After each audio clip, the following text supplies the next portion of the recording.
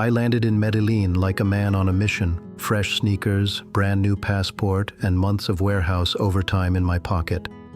When I matched with a gorgeous local on Tinder, I thought the universe was finally paying me back.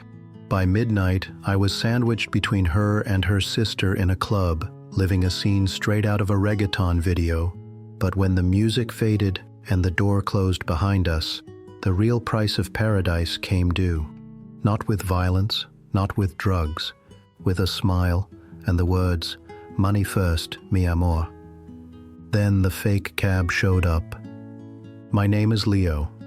I'm 36 from Baltimore, and I work the graveyard shift at a warehouse for a major logistics company. It's honest work, loading trucks, moving inventory, but nothing glamorous. After 3 years of grinding double shifts and living off ramen, I'd finally saved enough for my dream trip, Medellín, Colombia. Everyone hyped it up. My co-worker Luis showed me Instagram posts of the city's stunning skyline nestled between mountains. YouTube travel vlogs painted pictures of incredible food, vibrant nightlife, and beautiful women who appreciated foreign visitors. "Bro, you're gonna love it," Luis said. "Just be smart about it." I booked my flight with 3 weeks' notice, found a decent Airbnb in El Poblado, and figured I'd wing the rest. I spoke basic Spanish, had street smarts from Baltimore, and wasn't some naive college kid. I thought I was ready for anything. I was dead wrong. 4 days before departure, I was swiping through Tinder, setting my location to Medellín. That's when I saw her, Maya, 24, with long dark hair, bronze skin, and a smile that could stop traffic. Her photos showed trendy rooftops, art galleries, beach resorts. She looked sophisticated. When we matched, she messaged first. "Hola guapo, I saw you're visiting our beautiful city soon. I'd love to show you around." We chatted briefly before she asked for my WhatsApp. The moment I gave it to her, she unmatched me on Tinder. Red flag? Maybe. But I rationalized it. She probably wanted privacy. Over WhatsApp, Maya was everything I'd hoped to meet. She asked thoughtful questions about my work, family, dreams. She shared stories about her marketing job, weekend hikes, love for salsa dancing. Her voice messages had a melodic accent that made even mundane topics sound romantic.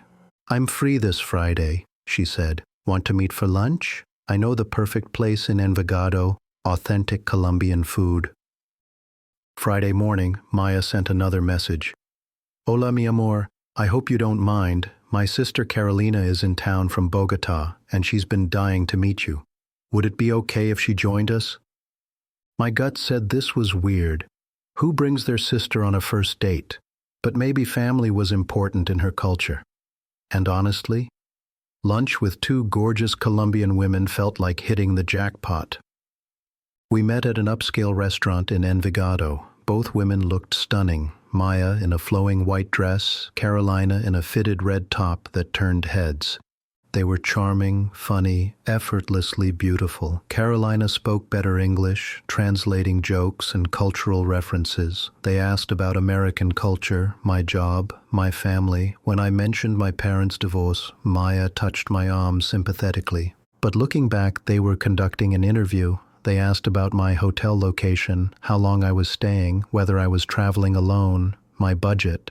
At the time, it felt like normal conversation.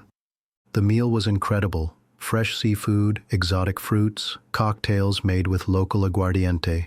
They ordered confidently, pointing to expensive items I couldn't pronounce. The bill came to $110.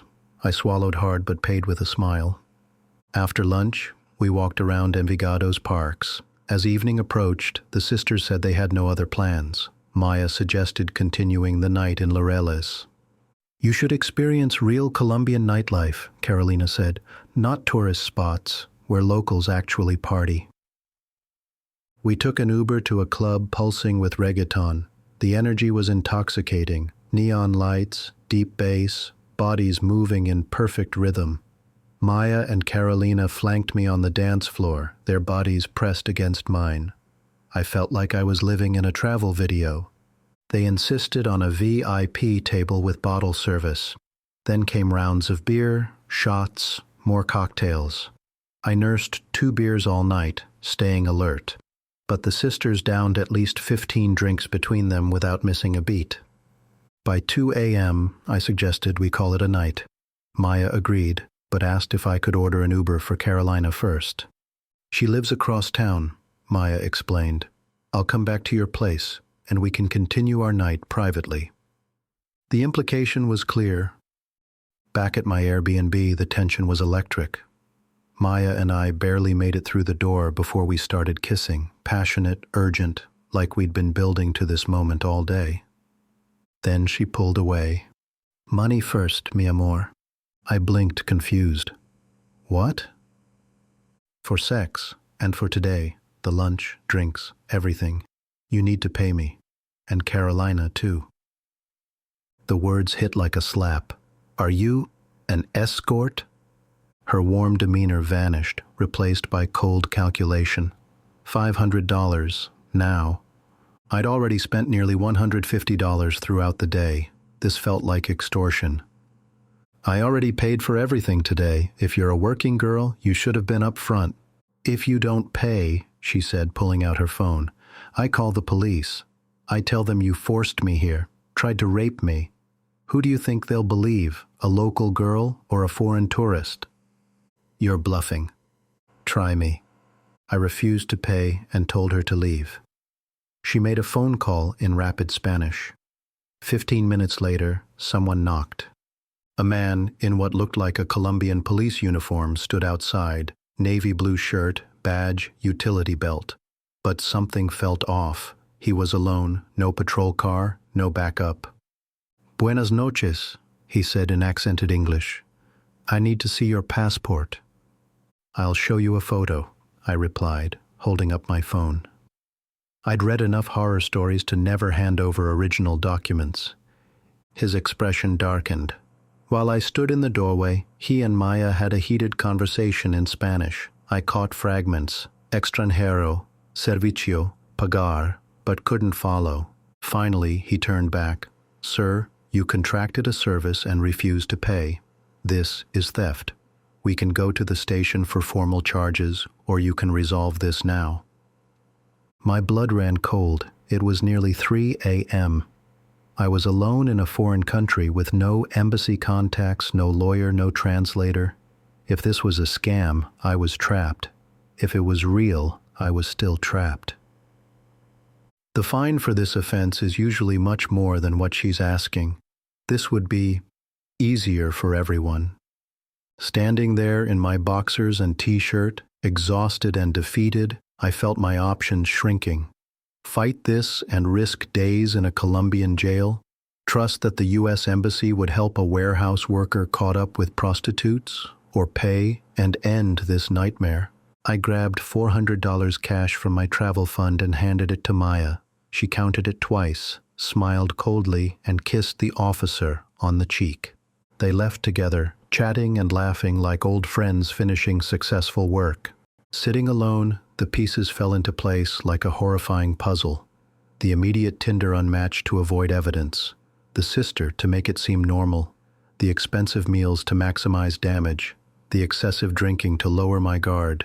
The late-night venue change to isolate me. Even the police officer, real or fake, who arrived suspiciously fast.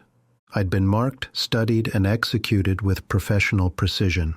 The next morning, I did research I should have done weeks earlier. Medellín has well-documented Tinder scams targeting foreign tourists. The playbook is always similar. Attractive women, elaborate dates, sudden payment demands, convenient police involvement. Some victims get drugged, others get robbed outright. I was lucky. I only lost money. But the real loss wasn't the $400. It was the trust, confidence, excitement about exploring new culture. They turned my vacation into a lesson about predators who see dollar signs in tourists.